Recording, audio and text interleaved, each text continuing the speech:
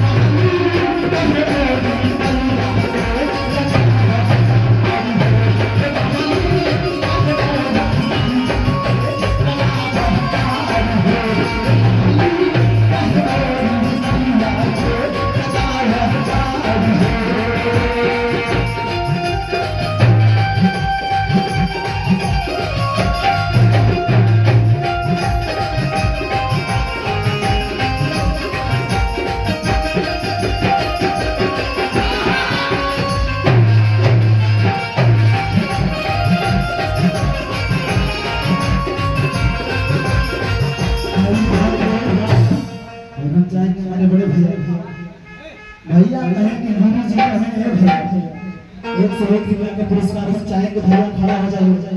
आप कहाँ स्वागत करेंगे जिसके वजह से बधाई कर रहे हैं भैया पूरी टीम हमारे सुन। सबसे पहला हमको गाना में ले आने वाले हमारे बड़े भैया अनन्नी रमेश भैया आप खड़ा हो जाइए। तीसरे वर्ष में चरण छू के आप धन्य हो जाए भैया कैसे खड़े हो जाइए आप।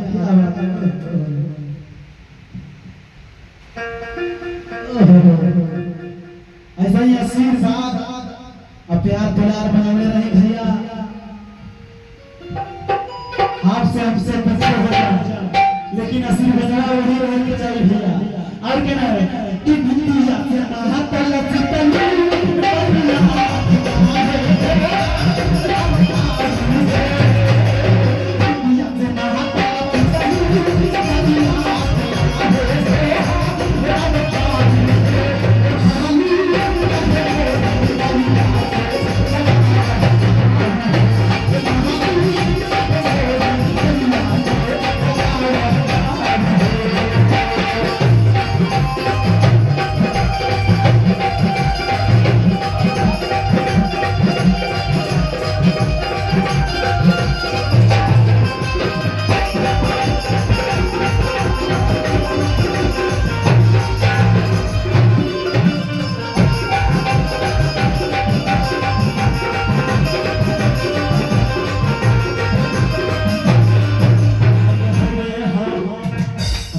बहुत अच्छे कलाकार वंदना आलमन जी आ गई है और हमारे बड़े भैया 1000 रुपया का पुरस्कार हमारे रमेश भैया